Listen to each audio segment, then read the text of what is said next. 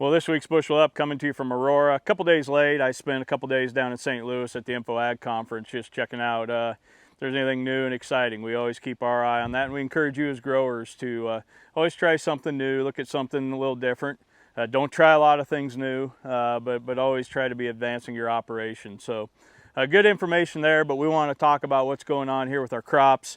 You know, we're starting to hit brown silk on most of these fields that were planted early. You can see here the mid-May planted stuff. You know, depending on the maturity of the hybrid, we're anywhere from brown silk to just finishing up pollination.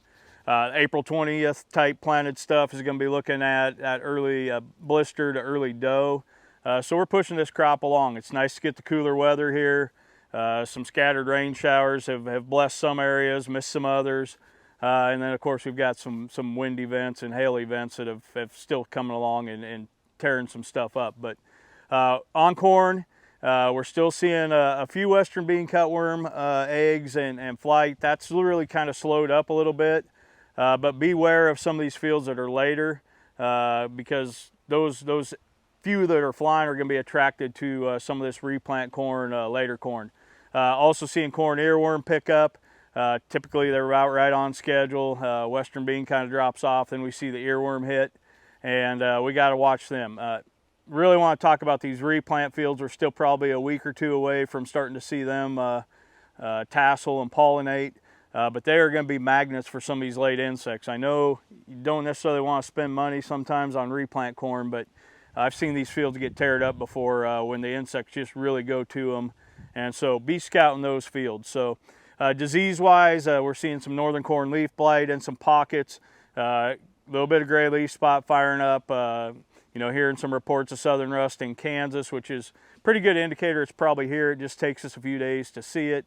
And then today a tar spot confirmation happened. So not a disease pressure that's really overwhelming, but there are some pockets, so we got to keep scouting these fields.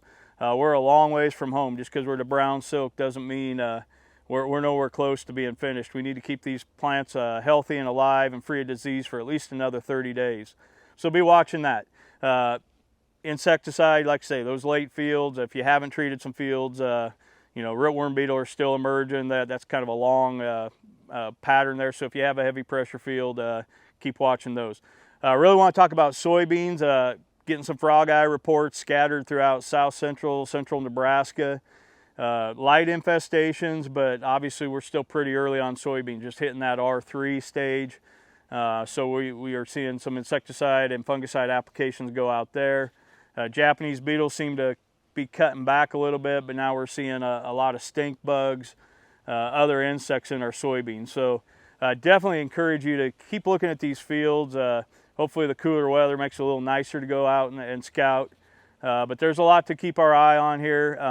You know, that big mass of some of the spraying's done, but we got fields all over the board, and if you haven't taken that opportunity to get your fields protected, make sure you're at least scouting, and if not, taking that action here very shortly to get the maximum yield benefit.